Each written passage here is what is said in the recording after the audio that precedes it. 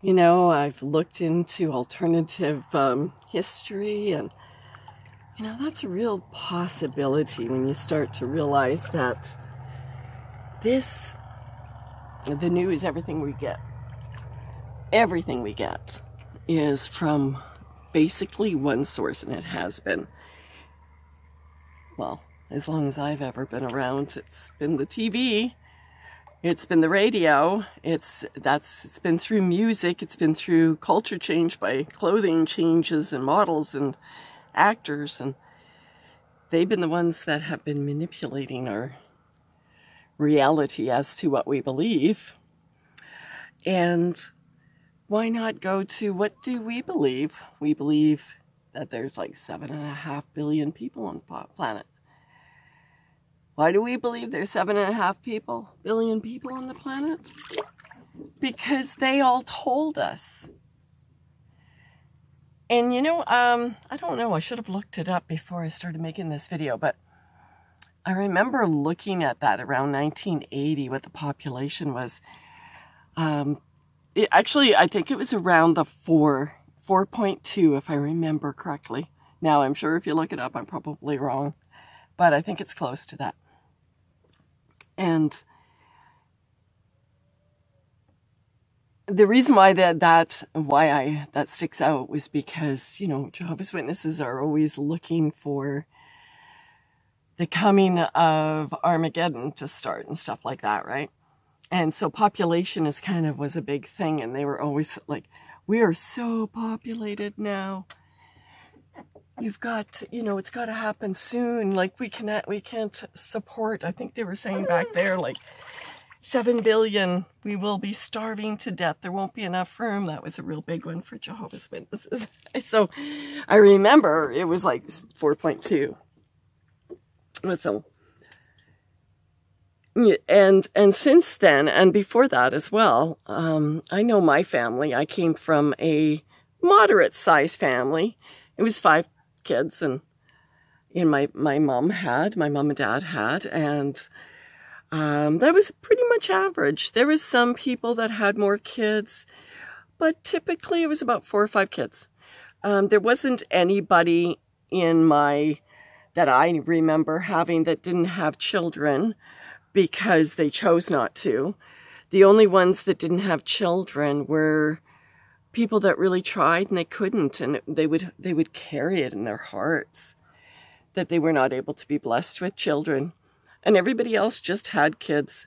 My parents, there wasn't a lot of birth control back then, so it was like you had children.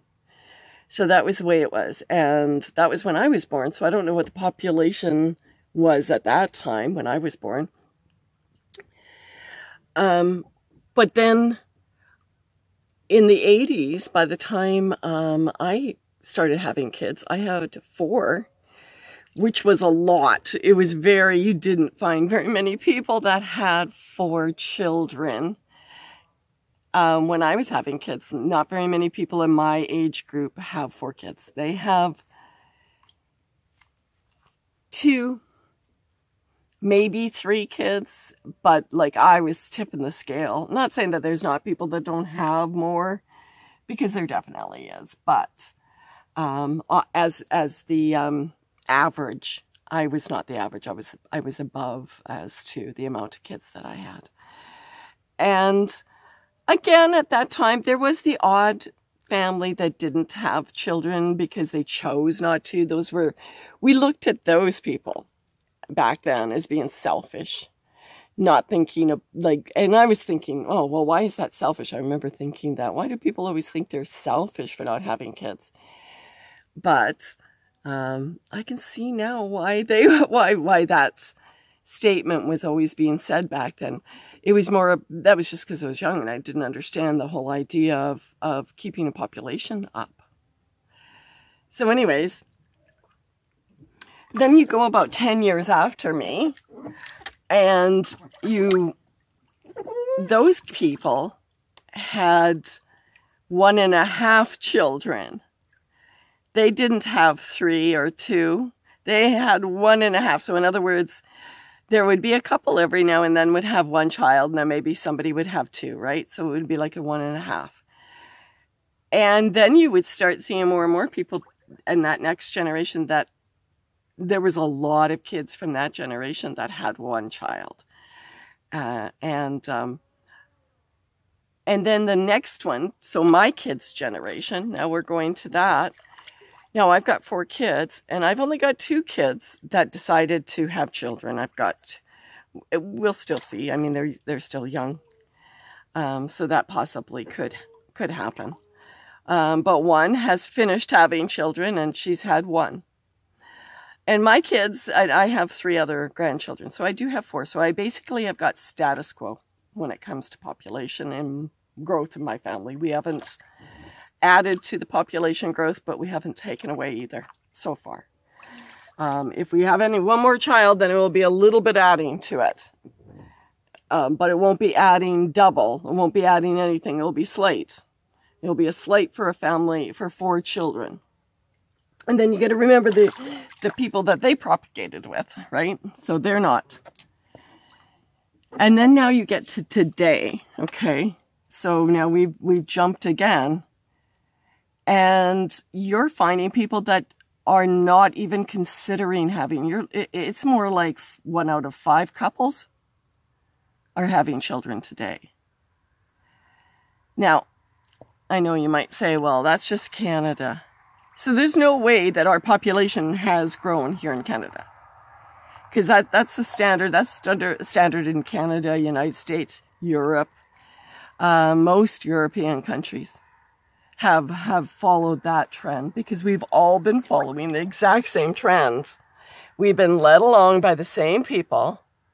We've been encouraged by the same TV shows and media corporations and stuff. So we've had all the same birth controls and all the same programming to get education and all the same woman's lib, and that you can do anything, you can be anything.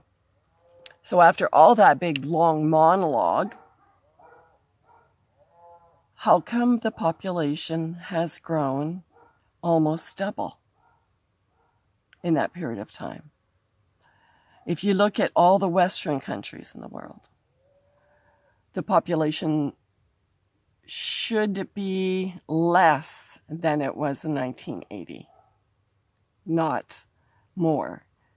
We should maybe even be down 1 billion since 1980. And well, okay, then you got to consider in the Asia, right? China. Well, we hear that they have such a huge population all the time and that they're the ones that are carrying the majority of the people. And that may be true that their cities are congested and cramped, but that may be a different thing. Because China's had for about 40 years, they had the one-child rule.